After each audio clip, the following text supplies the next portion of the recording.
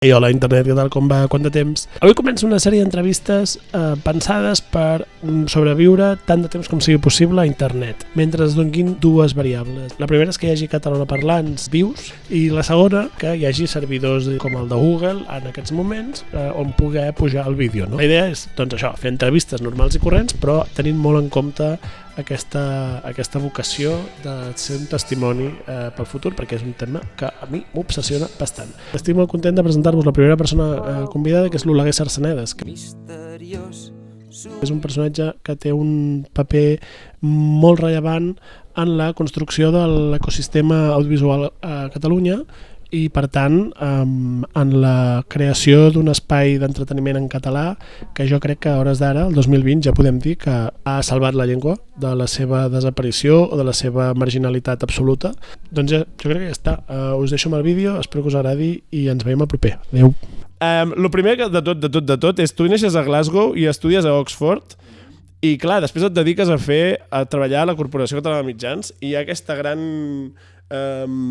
cosa que s'ha dit sempre, que és que el model de TV3 va ser la BBC.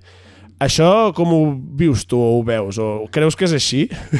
A veure, en els moments inicials sí, calia agafar un referent i la BBC semblava el referent paradigmàtic, no? O sigui, en aquells moments, ara ja no, la BBC era el paradigma del mitjà públic independent, del poder polític, que feia productes d'alta qualitat. This is BBC One. In a few moments, it'll be breakfast time. 6:30, Monday, January the 17th, 1983. You're watching the first edition of BBC Television's Breakfast Time, Britain's first ever regular early morning television programme. Very good morning to you all. Era un referent. Hi havia un altre referent en negatiu a l'hora de crear els mitjans a Catalunya, que era no serem mai com Televisió Espanyola. Entenent per això una cosa mamotrètica, plena de funcionaris, gent pels passadissos no fent res, equips de 6 i 7 persones per fer una localització que amb una persona ens en sortiríem, etc.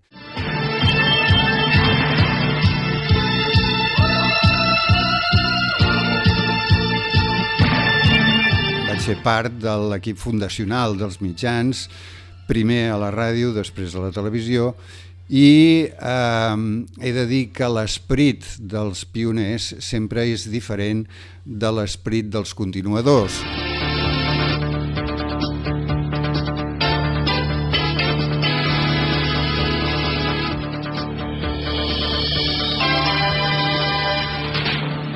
Quan ara manca un minut perquè siguin 7:45 de l'vespre, per tant són pràcticament a 45 minuts de l'inici d'aquest partit de Lliga corresponent a la 12a jornada que jugarà aquí a l'estadi del Barça.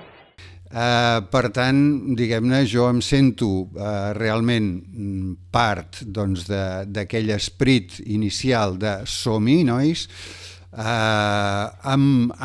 diguem-ne, amb el pes, que no era pes, però sí que ho era, però amb el pes de dir, escolta, no hi ha tanta gent en el món que a la nostra edat i en la nostra època li encarreguin de muntar els mitjans públics del seu país. Per tant, som-hi el que faci falta. I per tant, jo em sento molt amb aquest esperit pioner.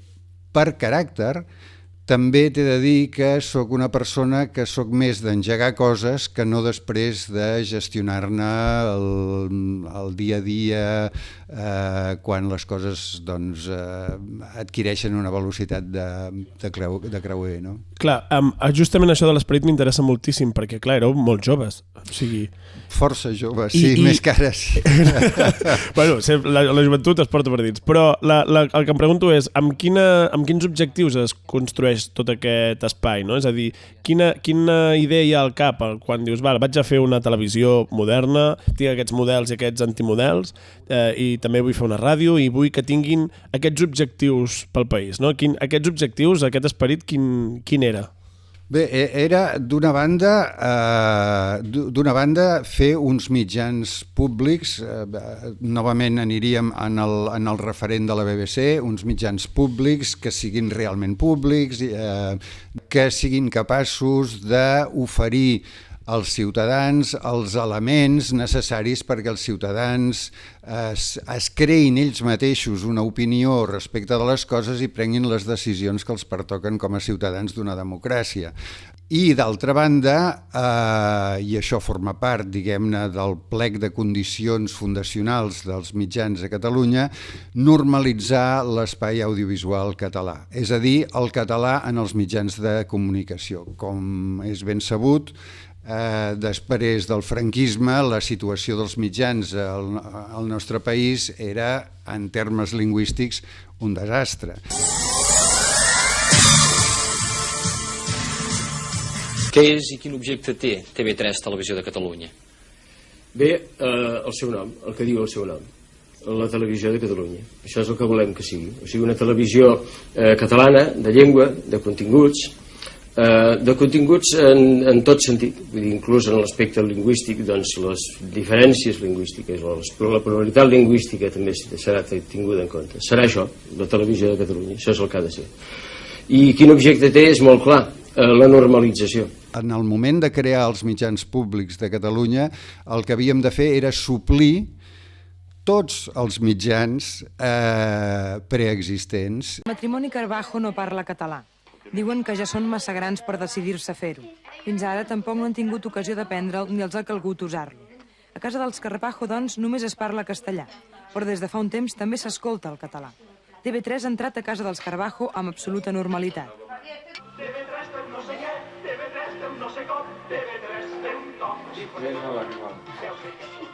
En la televisió, els nens hi troben un element que reforça i dona utilitat al català que aprenen a l'escola.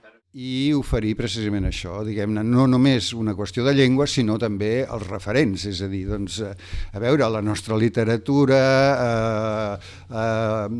la gent, diguem-ne, de la nostra societat que simplement no havia tingut l'oportunitat, per raons polítiques, d'aparèixer als mitjans i, per tant, la gent no els coneixia, no sabia qui eren, etc. no? I pel que fa a la llengua, va generar algun tipus de resistència política el fet de decidir que, bueno, crec que es va decidir d'entrada, no? Que el català seria la llengua única en el cas de la televisió i la ràdio. Això va generar, recordes, algun tipus de resistència o debat sobre si això era una bona idea? Més en posterioritat que no pas al començament. Al començament jo crec que, o sigui, vam tirar com un cavall sicilià, diguem-ne, i les reticències en tot cas van venir una mica després, no? Per part dels polítics. Però també cal tenir present que al començament els mitjans en català no eren ni de bon tros majoritaris a Catalunya i que, per tant, diguem-ne, molta gent, fins i tot dels mitjans preexistents, no ens veien com un perill per la seva part de mercat, diguem-ne, no? Va ser més tard, quan vam començar a fer les coses, a fer-les bé i a connectar amb el públic, que aleshores vam començar a dir que aquests se'ns cruspeixen al mercat, no?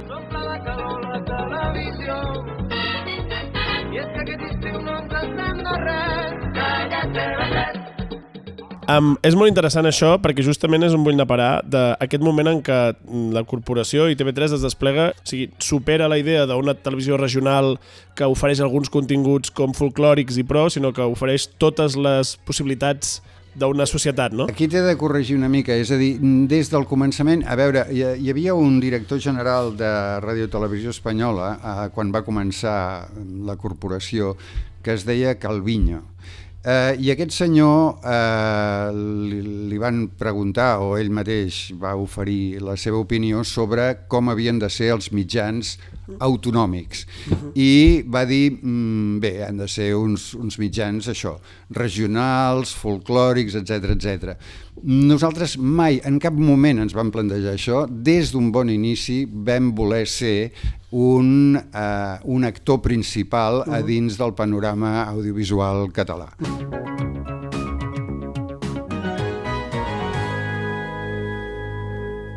Quan s'ajunten les 7 boles de drac, Shenron, és a dir, el déu drac, apareix immediatament. I si en aquell moment es fa un conjur, concedeix al qui el fa el que li demani, el que sigui. Bola de drac, la fascinant aventura d'un noi i una noia en un món fantàstic en busca de les 7 boles de drac màgiques. Bola de drac, una ambientació increïble i fantàstica amb aparicions i mutacions inimaginables. Bola de drac, la sorprenent sèrie d'aquest estil. El que tothom parla constantment, que és el super èxit de Bola de drac, i jo et demano que expliquis l'anècdota per enèsima vegada, perquè és interessant, però per després poder parlar també del context de com es feien aquelles, no? com es compraven les sèries i tot això. O sigui, dentro anècdota. Bé, Bola de drac, hi van haver uns primers 20 i escaig capítols que ens els va oferir una persona que tenia que feia funcionar drets de diverses coses. Ens va dir, mira, tinc això, i ens ho va donar, i vam passar uns quants episodis de Bola de drac, de la primera sèrie, els primers 20 i pocs. I bé, no, jo personalment doncs, no n'era conscient, com molta gent a TV3, en fi, eren una sèrie de dibuixos que passàvem a la franja infantil. A la tarda, no? Quan arribaven els nens del col·le, però com qualsevol altra cosa. Exacte. I aleshores l'anècdota és que jo tinc un dels meus fills, li van haver de fer una petita intervenció i era a l'hospital amb la seva mare, i era a la tarda, van posar els dibuixos animats i mirava Bola de drac. Aleshores es van acabar els episodis aquells, i aleshores el meu fill va mirar la seva mare i va dir, escolta, no pot acabar-se aquí, perquè estàvem al començament d'un combat d'aquells... Sí, dels arts marcials. De les arts marcials, sí. O sigui, no pot ser que s'acabi aquí. Aleshores, doncs, m'ho van dir, jo vaig mirar la sèrie i vaig trobar que era una sèrie excel·lent, i vaig dir, home, evidentment que no pot ser. Vaig posar en contacte amb la persona que ens havia venut els drets, va dir, ho sento, no en tinc més. Investigació, qui té els drets, i els tenia una persona que feia funcionar drets a nivell europeu, un libanès amb seu a París, i ens vam posar en contacte amb ell i vam poder comprar la primera sèrie de Bola de drac. La sencera, no? Que eren, que ho tinc apuntat aquí, 153 capítols. Això mateix. I aleshores vam tornar a emetre Bola de drac des de l'episodi 1, i aleshores es va produir el fenomen Bola de drac. Clar, això és molt interessant, tot el que té a veure amb la reacció també després del cas del teu fill i tu, per tant, gràcies primer, Oleguer, gràcies per Bola de drac, però és interessant veure, ho tinc aquí també perquè és la qüestió del temps, és a dir, al febrer del 1990 surten els primers 26 capítols, i el juliol del mateix any ja està emetent-se la sèrie sencera doblada. Llavors aquí a mi al meu cervell venen moltes preguntes, que és com es compraven aquestes sèries? Quin preu... O sigui, és molt difícil amb la inflació, però quin preu podia ser? Estem parlant d'un pressupost molt alt? Era una cosa molt... No, era una cosa... A veure, evidentment tothom es fa pagar, diguem-ne, les coses, i quan demostres un gran interès, que era el cas, doncs no t'abaixen el preu, però no era un preu exorbitant, era un preu normal, tirant franja alta d'una sèrie de dibuixos animats. I aleshores, com que jo em vaig posar, diguem-ne, molt vehement en què allò s'havia de passar ja, doncs es van posar tots els motors en marxa perquè ens arribessin ràpidament aquests episodis, doblar-los i emetre'ls. I aquí ja hi havia hagut altres sèries d'animació japoneses com l'Arare l'any 80... El Dr. Slump. El Dr. Slump, l'any 87, una cosa així. Per tant, no era Gran fan del Dr. Slump, jo. Exacte, sí, és el gran tapat, perquè sembla que l'any 90 comenci l'ànime, però no, ja TV3 ja havia comprat altres sèries bones. Però el tema és, aquestes sèries ja van, suposo, generar també una tradició d'un doblatge express o alguna cosa, perquè és que a mi em fascina, sobretot la feina de doblar 153 capítols, episodis molt ben doblats, molt ben traduïts. Molt ben doblats. A veure, el doblatge és un element clau en qualsevol sèrie estrangera comprada. Un mal doblatge se't pot carregar completament la sèrie. I, per tant, és absolutament clau. Un altre exemple de doblatge excel·lent seria el Shin-Chan. No? Un bon doblatge et pot fer un èxit o pot fer justícia a un molt bon producte. Un mal doblatge se't pot carregar completament la sèrie. Aleshores, afortunadament vam poder gaudir dels serveis d'un doblatge excel·lent que es va moure amb la rapidesa que nosaltres li demanàvem i en fi, sovint em trobo, perquè som veïns, amb la persona que doblava el Son Goku i ens saludem efusivament. El tema és que clar, jo penso, ostres, una lleugeresa de reacció així no sé si seria possible avui en dia. És a dir, com era l'estructura jeràrquica o de l'equip general de TV3 com per poder veure amb aquesta velocitat que allò podia ser interessant i invertir els diners i el temps i a més amb rapidesa com perquè tires endavant amb tan poc temps. Jo em pregunto això des d'ara, diguéssim, des del 2020. Novament ens hauríem de tornar al context aquest dels pioners. Els pioners són una gent que no li cauen els anells per res i que està disposada a fer qualsevol cosa en funció d'un projecte. I aleshores, escolta tu, això, va, som-hi, tal, pum, pum, no hi ha funcionaris, no hi ha paperassa excessiva, les coses es fan. I com va transformar la teva feina els següents anys? Perquè clar, vas estar fins l'any 96 fent aquesta feina. L'èxit de Bola de Drac m'imagino que va transformar una mica la forma de treballar o potser fins i tot els preus de les següents sèries. És a dir... Evidentment nosaltres vàrem voler emetre Bola de Drac, totes les sèries, etc. I aquí hi havia un coll d'ampolla que era l'Akira Toriyama. L'Akira Toriyama anava al seu ritme i el vam atrapar, com si diguéssim. És a dir... Efecte Game of Thrones, que es diu ara, no? Que és que el senyor de Game of Thrones no tenia temps d'acabar la sèrie. Efectivament. I a més és una gran estrella al Japó i per tant deien no sé si vull continuar, potser s'acaba aquí. Per tant, estàvem sempre allò, per les últimes sèries estàvem així molt pendents del Japó. Però, afortunadament, el nostre contacte francès estava en molt bones relacions amb Japó i vam aconseguir les diferents sèries. No van baixar de preu, això t'ho ben asseguro, però perquè ja eren un èxit internacional. El que passa és que van ser un enorme èxit local a Catalunya.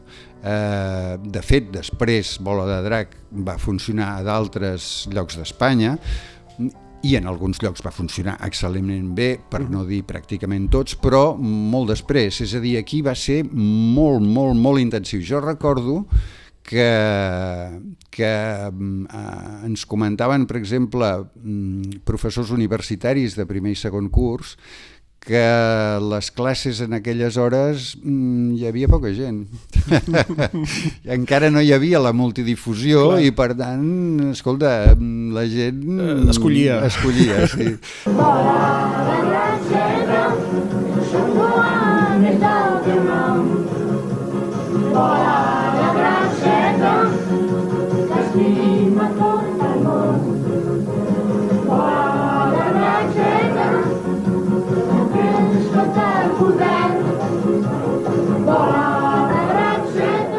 col·lecció sencera.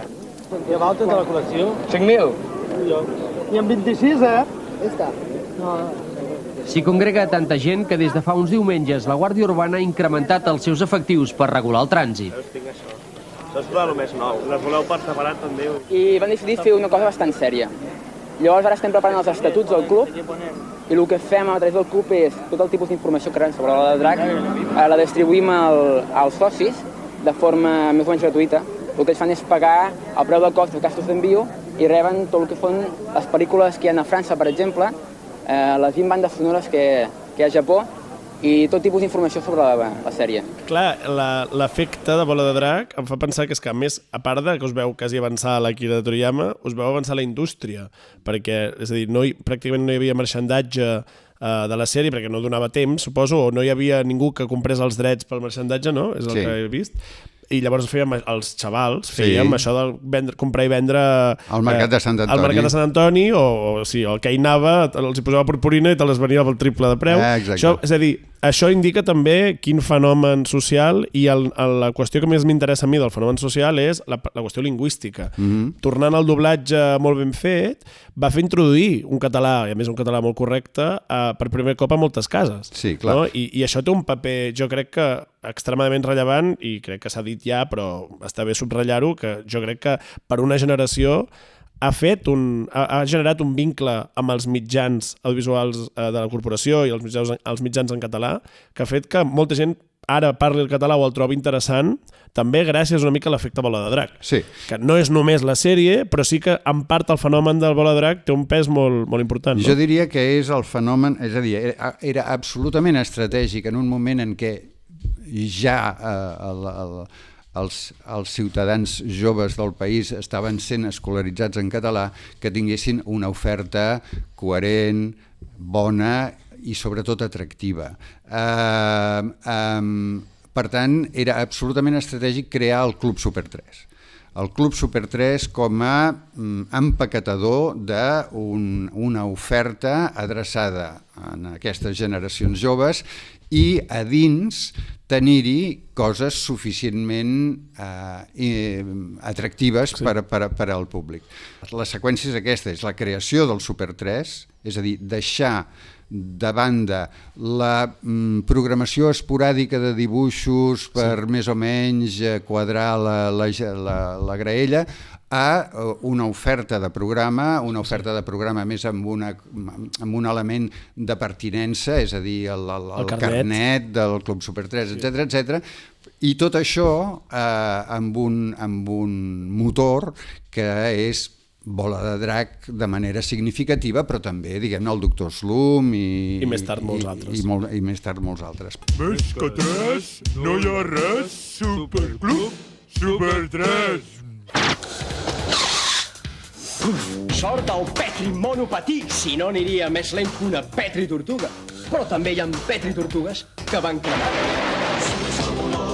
Jo particularment, en el moment d'apostar per Bola de Drac, vaig tenir molt present que havia de ser atractiu per aquest públic, encara que els adults se'm tiressin al damunt. Cosa que efectivament va passar. És a dir... En el Parlament, no? En el Parlament i fora del Parlament. És a dir, hi havia col·lectius de mestres que, havent-se mirat la sèrie d'una manera molt superficial, deien que allò era violència, que era violència gratuïta, i aleshores hi van haver partits que, de manera oportunista, com solen procedir, varen agafar això i varen fer preguntes... concretament Unió Democràtica, Duran i Lleida, no? En Duran i Lleida va ser molt bel·ligerant en aquest sentit. Afortunadament, el context aquest de pioners i tot plegat feia que a mi les úniques directrius que m'arribaven és: fes la millor televisió que siguis capaç, feu el que calgui. I en aquest sentit em vaig sentir prou fort i protegit com per poder plantar-me en aquest aspecte. I crec que la certa transgressió, en totes les cometes que vulguis, que implicava la sèrie respecte del que podien opinar els grans, és un element clau en el ganxo per al seu públic objectiu. Molt bé. El fet de que trenqués amb una certa normativitat... Escolta, que això és violència, nen, no ho miris. Doncs home, el nen ho mira. És la millor campanya de màrqueting per un xaval.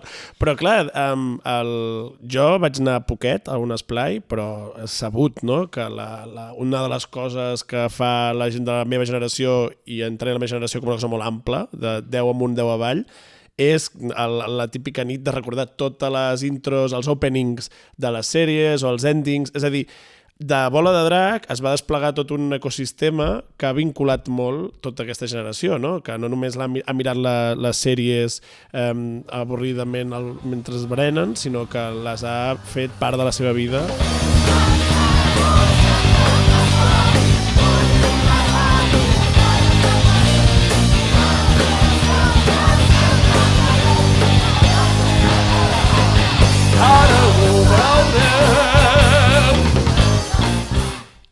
I clar, jo em pregunto, aquí clarament hi ha un context de pioners, hi ha un context de que el mercat doncs, està més o menys... Bueno, al mercat em refereixo doncs, que hi ha un marxandatge que no és molt impotent, no té un pes molt rellevant a l'hora de que tu, com a una llengua petita, puguis comprar una sèrie o una altra, no? És a dir, hi ha un context que ho permet, que ha canviat d'ençà d'aquella primera meitat dels 90, d'aquest context de pioners, a la situació que estem ara, que ara entrarem més al detall, però que em sembla que és una mica diferent.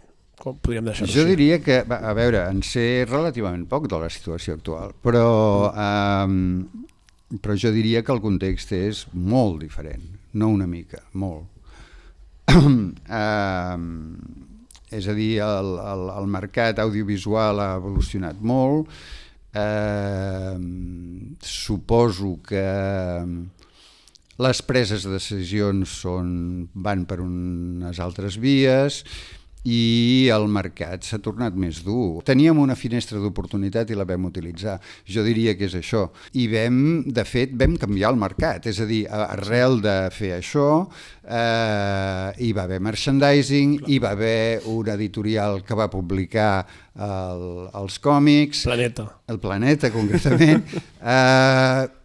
I per tant, vam canviar el mercat. De la mateixa manera, ara, si em permets fer un símil, quan després de molt lluitar vaig aconseguir que tirés endavant el projecte de ficció seriada amb Poblenou, el primer Colabrot, en el moment en què nosaltres vam fer ficció seriada amb actors catalans sobre situacions de la nostra realitat. Com que no havíem tingut una indústria de ficció, la nostra realitat quotidiana no havia aparegut a les pantalles. I és clau que la realitat del públic, que el públic pugui veure la seva realitat a la pantalla, no?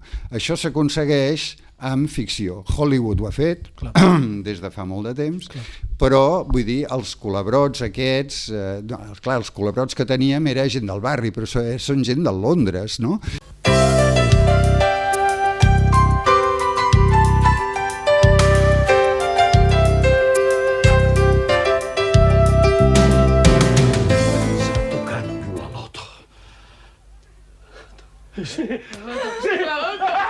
No m'amenacis, pare, que al final em cabrejaré. Tu a mi no m'alces la veu. Tu calles i aguantes. Vols saber la veritat? Sóc aquí fora d'hores perquè no treballo al taller. És un pas molt important perquè aquí també vam canviar el mercat. I vam canviar el mercat perquè, si mires les estadístiques d'assistència al teatre, abans i després, no té color. És a dir, els actors que nosaltres fèiem servir per fer la ficció, després feien teatre, i els teatres s'omplien. I això també modifica el mercat. És a dir, que segons com l'audiovisual et serveix per canviar moltes més coses que simplement l'audiovisual. Bueno, i clar, canvia el mercat i canvia els usos culturals, socials, no? Sí. Veig que tot el que expliques és una sèrie de pioners que aconsegueix, que tenen uns objectius, no? Analitzen l'entorn i diuen, vale, falta això, o aquest espai, o aquí hi ha un forat, no? Al país hi havia aquest forat i el podem omplir. Clar, la sensació és que ara, si tu fas un exercici semblant, no?, de què falta, com ho pots omplir, hi ha moltes estructures o moltes coses pel mig que dificulten aquest esperit que dèiem al principi, no? Jo poso una anècdota que l'altre dia m'explicaven, una altra sèrie japonesa que va tenir molt d'èxit a molts llocs del món, però que a l'estat espanyol no tant, no? I que una persona va trobar que era un bon producte per portar a Catalunya, doblar un català i que TV3 ho tirés endavant. Això va arribar a la direcció de TV3 i va trobar la seva aprovació, però en canvi es va quedar a mig camí perquè hi havia una comissió interna que va decidir, doncs això, igual que en Bola de Drac deien que era violent, doncs que aquesta sèrie japonesa, diguéssim, fomentava una sèrie de valors negatius. I aquesta sèrie, que era una altra vegada un potencial reclam, perquè clar, els reclams s'han d'anar actualitzant, doncs un potencial reclam a una generació jove que de cop l'hagués apropat a la televisió una altra vegada, es va perdre pel camí. I es va perdre pel camí per aquest mecanisme intern que potser aquí era més fort que potser no pas a principis dels 90, perquè a principis dels 90 veu guanyar vosaltres, per entendre'ns, no? Al principi dels 90 guanyàveu i a partir dels 2000 i pico estem perdent, no? Jo parlo primera persona plural, però perden els que tenen idees per transformar. Bé, jo et deia abans que creia que la situació actual és molt diferent, en el sentit que en totes les nostres societats, en els últims 20 o 30 anys, el que hem viscut, no només en l'àmbit audiovisual, sinó en tots els àmbits, és una complexitat creixent, i també en el mercat audiovisual, no? I aleshores doncs, les coses es fan més difícils, o sigui, aquesta comissió doncs, no hi era, saps? O sigui, aquesta comissió doncs, érem uns quants que dèiem, tu, tirem per aquí, i si el Duran Lleida hi té alguna cosa a dir, doncs ja li direm que no, ja està, vull dir... Clar. També em pregunto si existeixen aquestes persones a les estructures actualment dels mitjans, com éreu vosaltres, que anàvem pensant en aquest ànim de què falta o què és necessari, no? És a dir, també em pregunto si entenc que l'estructura és més complexa, però també em pregunto, hi ha aquestes persones que estan fent aquesta feina? Jo no ho sé, és a dir, a veure, suposo que sí, suposo que si tu tot d'una et diuen, escolta'm, sigues director de TV3, doncs tu diràs, bé, doncs jo vull que hi hagi una gent que estigui aquí olorant, detectant, etc. tot això. Suposo que crearies, diguem-ne, una unitat i que en aquesta unitat hi posaries gent que tu pensessis doncs, que efectivament doncs, tenen nas per olorar les coses. Jo no sé si hi són o no hi són, saps? Vull dir, el que sí sé és que l'estructura malauradament, i això, a veure, no tinc cap lligam amb els mitjans en l'actualitat, per tant em sento perfectament lliure de poder-ho dir, però abans t'he dit que un dels referents fundacionals en negatiu era no serem mai com Televisió Espanyola. Jo em temo que l'evolució ens ha portat a ser com Televisió Espanyola i algunes males llengües diuen que pitjor que Televisió Espanyola.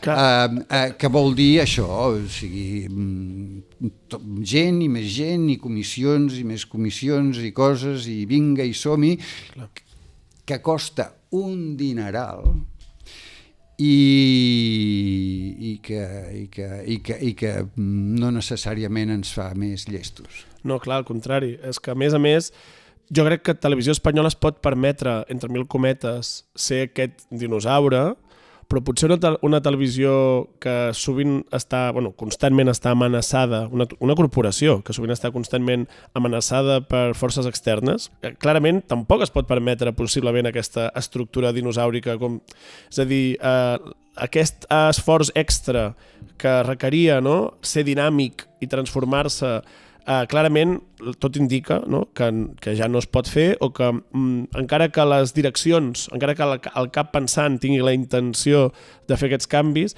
pel que sigui, diguéssim, no hi ha la força suficient com per fer-los, no? Sí, a veure, aquí, novament, diguem-ne, si ens mirem Televisió Espanyola, jo he conegut uns quants directors de Televisió Espanyola, concretament en recordo un, que en el moment que el van fer director es va crear ell una estructura seva enquistada a dins del mamotreto de Televisió Espanyola per poder fer coses, perquè precisament el mamotreto és tan potent que et paralitza, t'immobilitza, no et permet tirar endavant, no?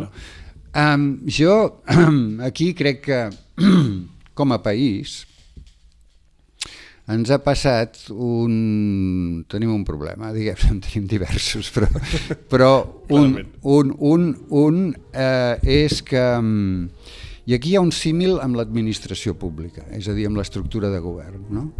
És a dir, el fet que nosaltres, després del franquisme, tinguéssim l'oportunitat de muntar un govern de la mateixa manera que vam muntar uns mitjans de comunicació públics, era una oportunitat per innovar en estructures administratives, governamentals, per innovar en estructures de gestió audiovisual.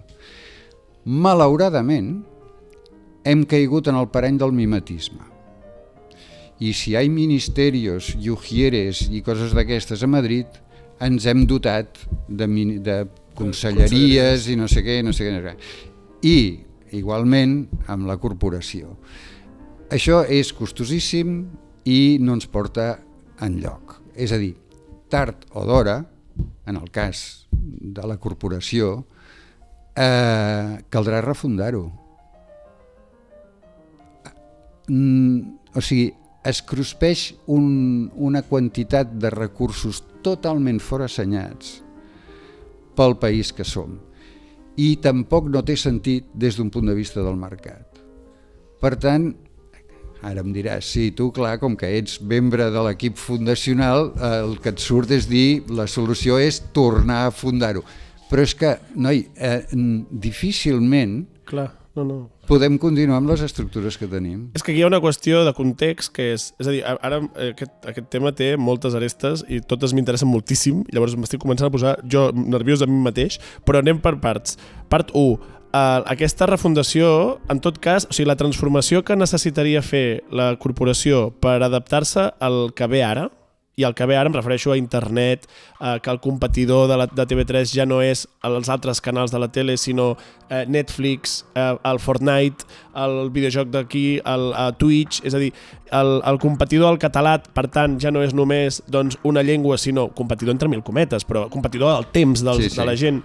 Són moltes altres llengües, moltes altres qüestions, i en canvi el que veiem és una corporació que fa esforços des de fa un temps per com apropar-se a l'àmbit digital, però en canvi no hi ha ningú que digui, ostres, hem de començar a treballar directament a aquest altre nou espai que és internet, amb les lògiques d'aquest entorn. A veure, a mi em consta que hi ha gent a dins de la corporació que estaria d'acord amb tu, i pel que jo sé, pel que jo he viscut els últims temps que vaig estar amb continguts digitals i tot això, la corporació es mou tard i malament.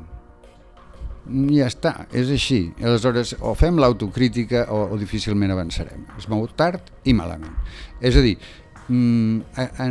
estem en un context en el que cal ser ràpids i evidentment quan, a veure, en el treball dels pioners, per tornar a això, tu dispares i surt bola de drac i estupendo, però has fallat 9 trets. Has d'estar disposat a fallar 9 trets per encertar-ne un, però has de moure't. hi ha gent que de fa temps està dient coses com les que tu deies, però a mi em consta que des de la televisió, és a dir, la televisió, les reticències per desviar recursos cap a això han estat enormes.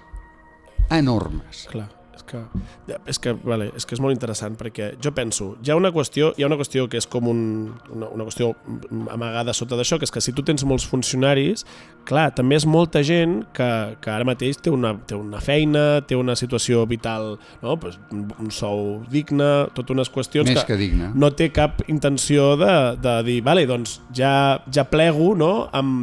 I em faig fonedís. És a dir, jo entenc que hi ha un drama, que és que redreçar una estructura molt gran pública és molt difícil. Molt difícil. Llavors, això per una banda. Per l'altra banda, també em sembla que potser per una qüestió de país petit, no sé com dir-ho, el fet de que la corporació cresqués molt també li ha generat com una tendència de pensar en els bandolers que disparen a moltes bandes i cau alguna cosa a la defensiva, no? És a dir, quan surt RAC1, jo crec que genera una paranoia a Catalunya Ràdio per les audiències, i crec que el mateix passa amb TV3, no? Hi ha una necessitat constant de resoldre l'ara, que és les audiències, i l'obsessió per resoldre i aconseguir, diguéssim, no quedar-se enrere en el dia a dia, que fa molt difícil també mirar 3 passes endavant o poder-se equivocar, sí, o tenir aquest marge d'error que teníeu abans, no?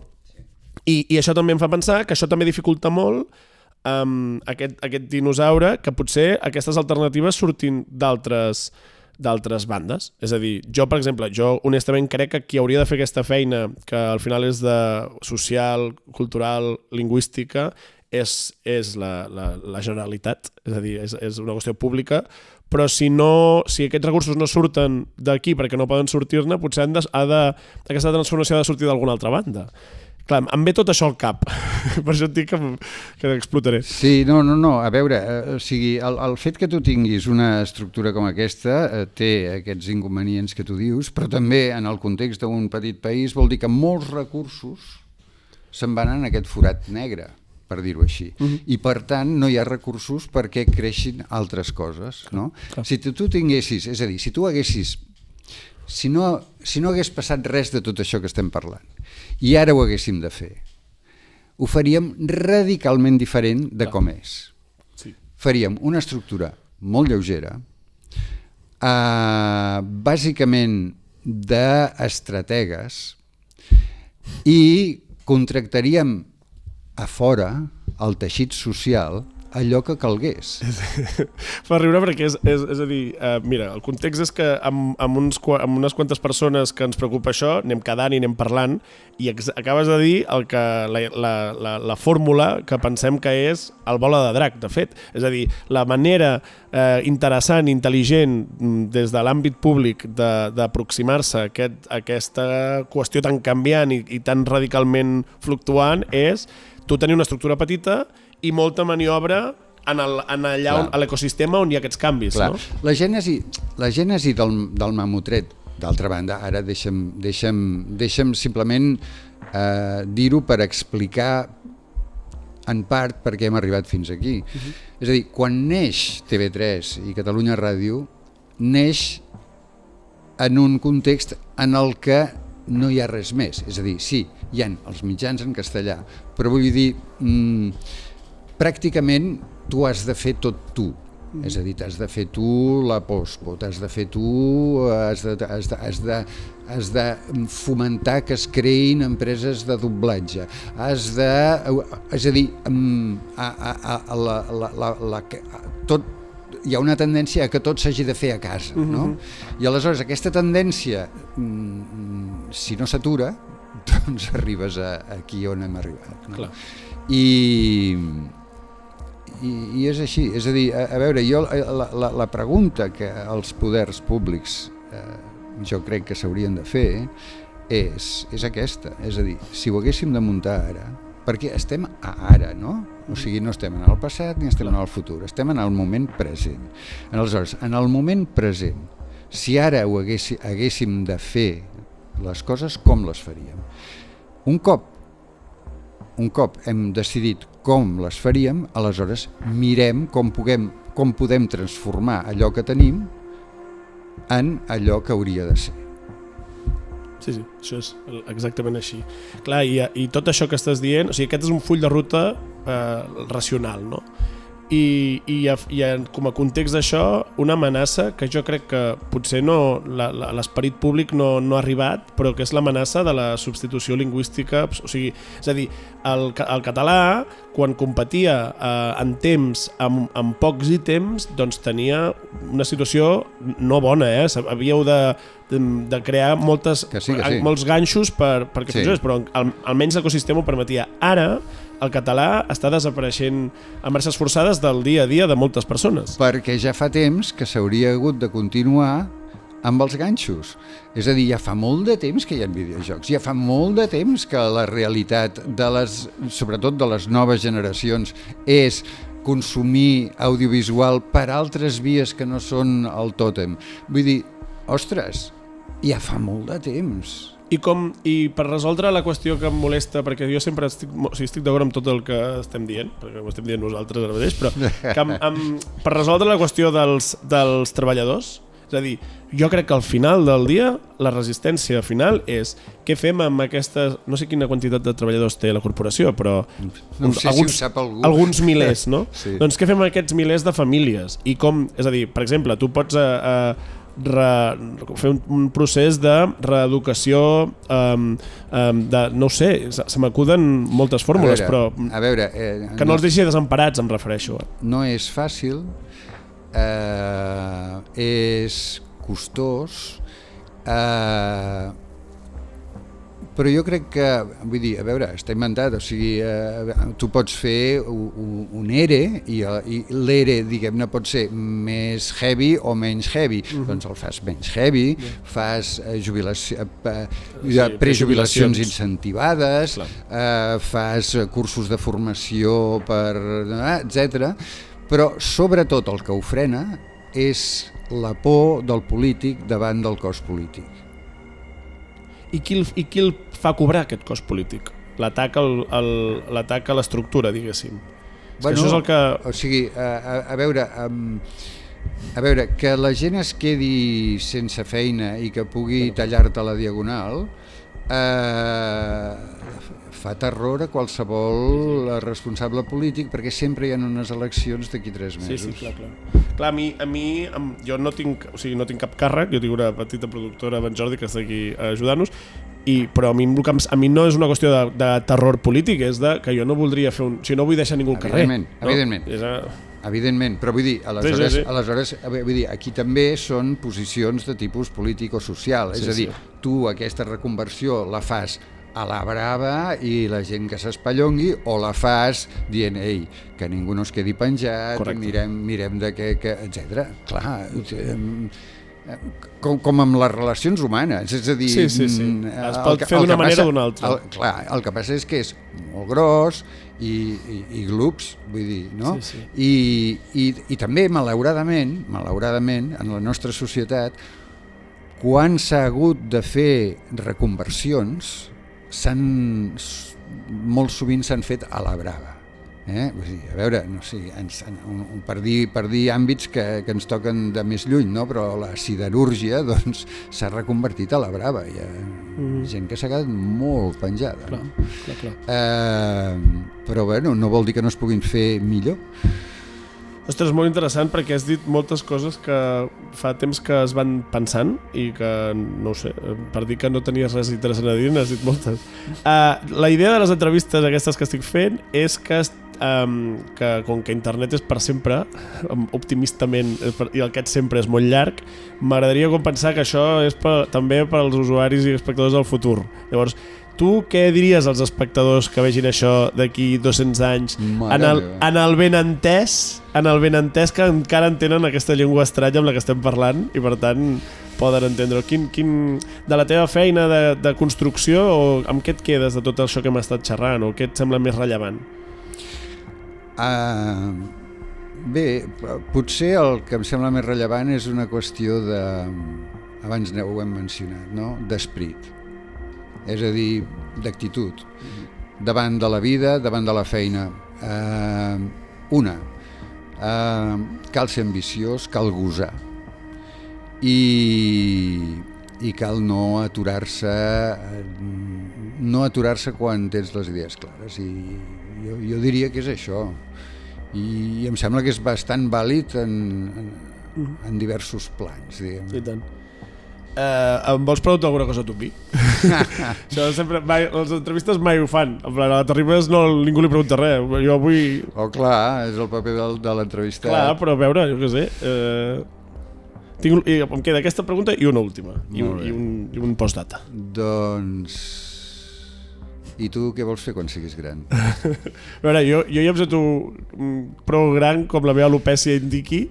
Llavors, ara mateix és una bona pregunta. A mi m'agrada... Clar, com que jo sóc d'una generació que vam néixer amb tot això construint-se, però que no teníem la sensació de que s'estigués construint, la sensació és que ja estava construït i nosaltres rebíem inputs, no? Llavors, tota la vida hem anat rebent la idea d'un país que ja estava fet i que tenia les seves idiosincràcies i coses. Llavors, quan tu llavors ets adolescent, no? I llavors una mica més gran i vas veient que aquest país que deies que estava fet, doncs no estava tan fet, i que de fet a la forma de fer-lo hi havia un munt de lluites i entrebancs, i això també et genera un ànim de ostres, m'agradaria fer alguna cosa, però llavors mires amunt i el que veus és no que totes les posicions on pots fer alguna cosa ja estan ocupades, sinó que hi ha molta gent esperant i fent moltes estratègies per ocupar després aquestes posicions. Llavors això et canvia l'ànim vital, perquè jo penso, jo no em dedicaré a fer cua o a fer serpentejos per aconseguir... No, aquí penses, vale, doncs aquella porta no l'obrirem i n'obrirem una altra. Llavors, ens hem dedicat, jo crec, generacionalment molta gent que ens interessa aquestes coses, doncs, bàsicament a obrir-nos un perfil de Twitter i jo en el meu cas doncs, a fer vídeos, a fer tota mena de coses que em semblen interessants i que sempre hi ha com aquestes qüestions de fons, no? Però no esperar mai a agafar aquesta cursa, no? Que possiblement aquesta cursa és la que també determina com actua la gent un cop arriba a la meta. Em temo que sí. És una cursa que alhora és pedagògica, diguem-ne, o sigui... instructiva. Mira, mentre parlaves he recordat una anècdota d'això que deies del país ja fet o el país que s'està fent i tot això. Quan jo me'n vaig anar de TV3, al cap d'un parell d'anys o així, em vaig trobar un dia amb el que havia sigut director meu a TV3 i que també se n'havia anat una mica abans que jo, i vam sopar junts, i aleshores vam estar xerrant i vam estar parlant una mica de com ens n'havia anat a TV3 i tot això, i recordo que ell em va dir Oleguer, no t'enganyis. No, perquè jo li deia, bé, nosaltres teníem unes directrius clares, que era, doncs, fem això, la millor televisió del món, etc. I ell em va dir, diu, Oleguer, no t'enganyis. No hi havia ningú al pis de dalt. Érem nosaltres. O sigui, al pis de dalt no hi havia pensament. No hi havia aquestes directrius. Les directrius ens les vam donar nosaltres mateixos. En el moment en què al pis de dalt van començar a pensar, doncs han passat unes altres coses. És molt interessant, jo crec que ho podem deixar aquí com a mode de postdata, perquè és una qüestió més que a mi m'interessa, potser no és tan interessant per aquesta entrevista, però alguna cosa hi té a veure. Jo estic molt obsessionat amb els arxius i em consta que l'arxiu digital, l'arxiu tant de la ràdio com de la televisió pública s'està treballant, no? Però que diguéssim que ha tingut uns forats importants. Molt. Jo vaig fer una vegada un reportatge sobre el Ramon Bernils i vam anar a Catalunya Ràdio a buscar coses del Lloro, el senyor de Puerto Rico, i crec que quedaven 2 o 3 programes, no? El cas d'Albània, que era una altra cosa, amb Sergi Pàmies i amb Quim Monzó, doncs un programa dels 90 amb 2 superescriptors que pràcticament no queda res, no? I sé que s'ha fet un esforç de recuperació i digitalització, però clar, tornant a l'exemple del principi, si tu mires el model de la BBC des de l'any 81 per llei està obligada a mantenir un arxiu ben documentat, no? I té com 15 milions d'ítems, una cosa increïble, i a més ho digitalitza bé, té programes molt ben parits que aprofiten molt bé, xuclen molt bé d'aquí, no? En aquest sentit, l'arxiu de TV3 és millor que el de Catalunya Ràdio, i el de Catalunya Ràdio és un desastre. És a dir, a veure, jo, per exemple, al començament vaig fer un programa que es deia Ciutadans de Catalunya, que eren entrevistes d'una hora amb personatges, no? I em sembla que en vam fer 40 o 50 o no sé què, i em sembla que en queden 10.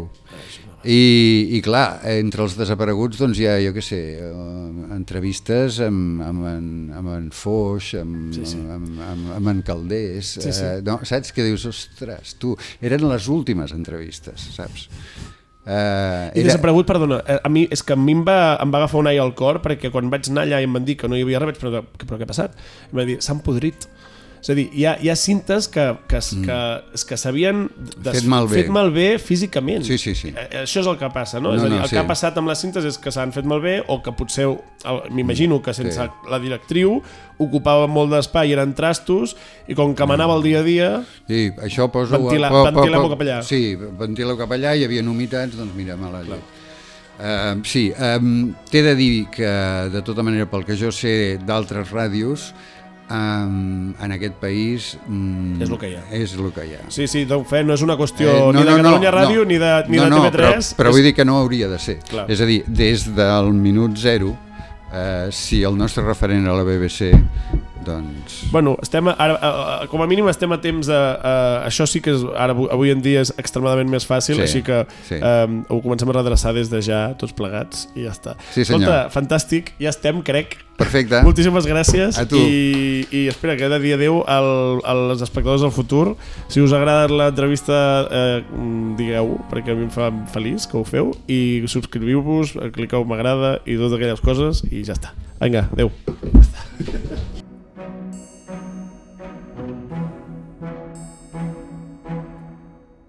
Un detall que m'interessa, tot i que no és potser dels més coneguts, o que no és tan conegut com Bola de Drac, no?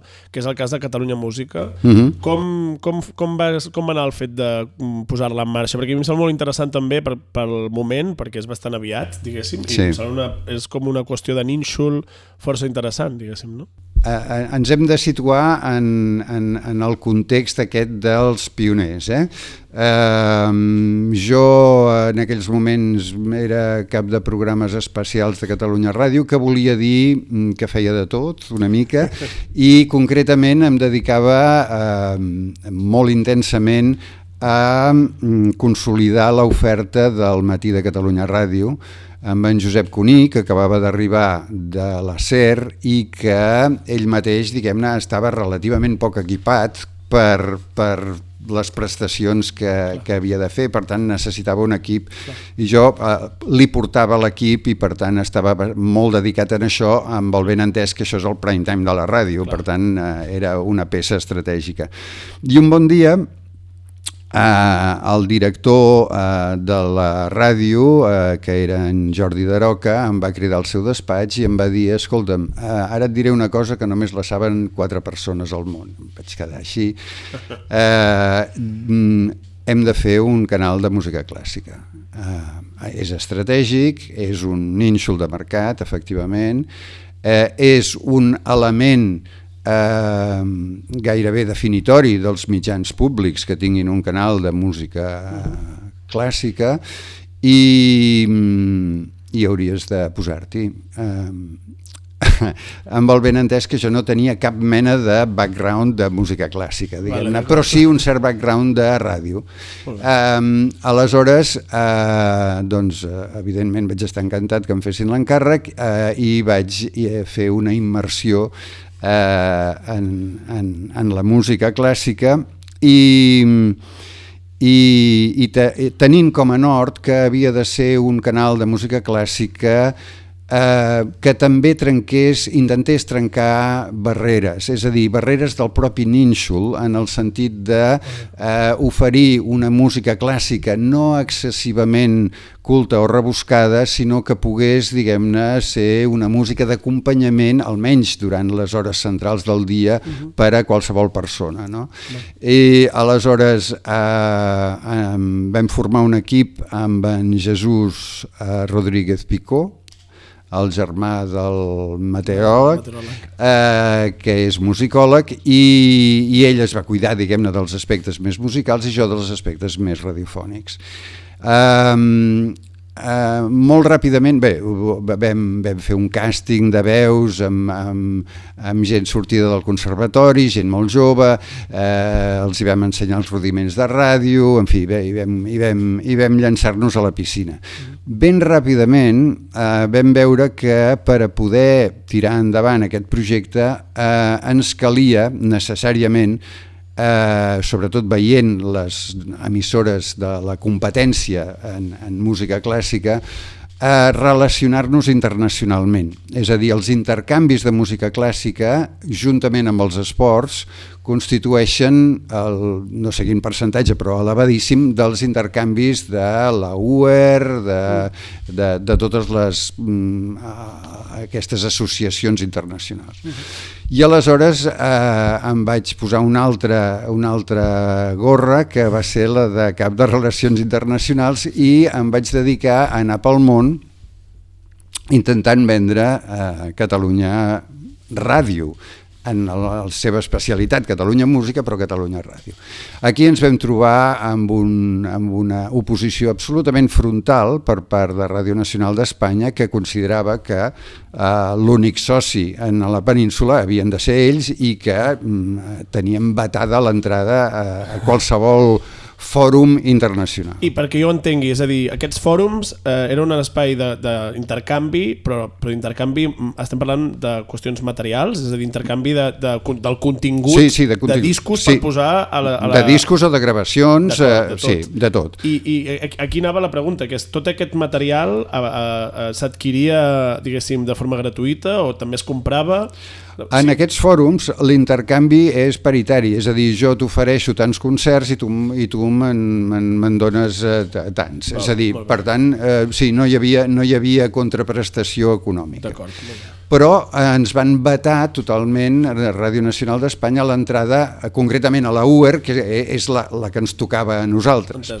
Aleshores, jo vaig intentar fer tanmateix contactes bilaterals amb diverses emissores nacionals de diversos països d'Europa Occidental i me'n vaig sortir una mica, uns més, uns d'altres, però eren poquetes coses, engrunes, allò que quedava després de l'intercanvi que ja havien fet amb Ràdio Nacional. Molt bé, clar, entesos. I aleshores, un dia vaig anar al despatx del meu director i li vaig dir, escolta'm, d'aquí no ens en sortirem. A l'oest estem blocats. Em deixes que ho provi a l'oest? A l'est. I em va dir, tu estàs sonat, però fes el que creguis. I vaig agafar la meva cartera de representant de comerç i me'n vaig anar cap a l'altre costat del teló d'acer. I allà vaig tenir un èxit espectacular.